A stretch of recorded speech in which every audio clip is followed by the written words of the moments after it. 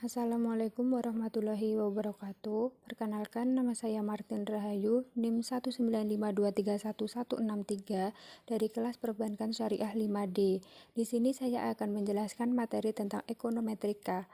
Ekonometri diperkenalkan pada tahun 1926 oleh seorang pakar ekonomi dan statistik yang bernama Ragnar Frisch dari Norwegia. Awal tahun 1950-an, ekonometri dikembangkan sebagai satu cabang sendiri dari ilmu ekonomi oleh Gentijn dari Belanda. Kemudian, definisi dari ekonometrika itu sendiri menurut Koutsoynes A. tahun 1977, ekonometrika adalah kombinasi dari teori ekonomi, ekonomi matematika, dan statistik, tetapi sangat berbeda dari masing-masing tiga cabang ilmu ini. Selanjutnya, ilmu dalam ekonometrika meliputi teori ekonomi, matematika ekonomi, statistik matematis atau statistik inferensi. Keempat ilmu tersebut yaitu untuk mengetahui kondisi real dari hubungan-hubungan kuantitatif di dalam kehidupan ekonomi modern. Tujuan dan manfaat dari ekonometrika. Tujuan ekonometrika yang pertama yaitu membuktikan verifikasi atau menguji validitas teori ekonomi. Yang kedua yaitu menghasilkan dugaan-dugaan numerik bagi koefisien-koefisien hubungan ekonomi. Yang ketiga yaitu meramalkan nilai besaran-besaran ekonomi berdasarkan probabilitas tertentu. Sedangkan manfaat ekonometrika yaitu 1. Alat analisis data dalam dunia pendidikan. Yang kedua, alat perencanaan dan analisis kebijakan ekonomi atau prediksi dan peramalan kegiatan ekonomi yang akan datang. Yang ketiga, alat mengoptimalkan kinerja perusahaan.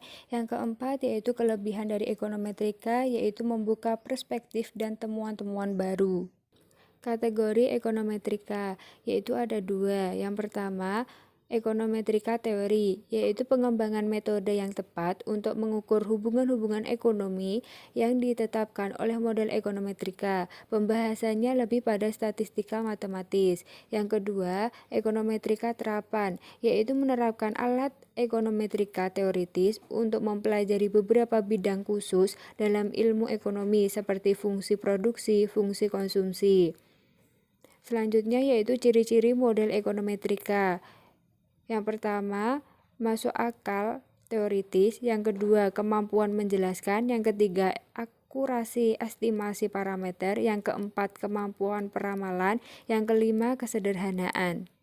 Metodologi ekonometrika ada 7. Yang pertama, teori ekonomi, yaitu pengujian dari teori ekonomi yang menjadi dasar atau acuan suatu penelitian. Pendapatan dan konsumsi mempunyai hubungan yang positif, berarti C meningkat apabila Y meningkat. Yang kedua, spesifikasi model, yaitu teori yang sudah dinyatakan dispesifikasikan dalam bentuk model atau persamaan matematis. Fungsi konsumsi Keynes C sama dengan A plus BY.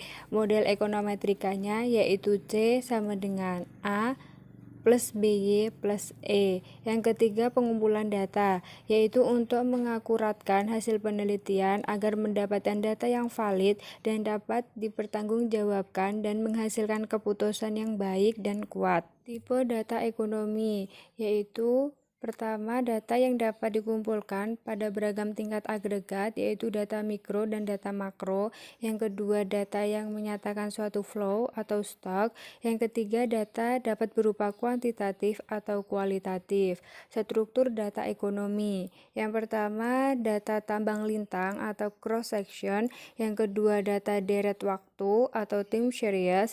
Yang ketiga, data panel atau longitudinal. Yang keempat, pendugaan parameter model.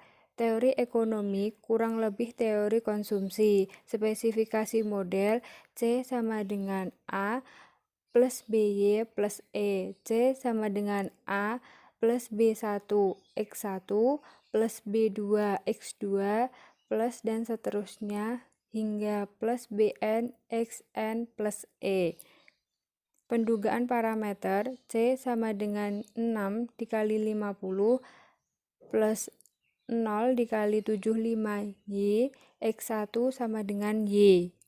Pemilihan teknis estimasi ada 5. Yang pertama, bentuk hubungan dan syarat identifikasi. Yang kedua, persyaratan estimasi yang meliputi base, linear, unbiased estimator. Yang ketiga, tujuan penelitian ekonometrika. Yang keempat, kesederhanaan teknis. Yang kelima, waktu dan biaya. Yang kelima, pengujian hipotesis, yaitu menguji apakah hasil estimasi parameter sesuai dengan yang diharapkan teori.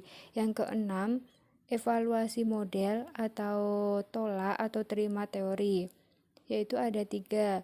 Yang pertama, kriteria a priori ekonomi atau didasarkan atas prinsip-prinsip ekonomi.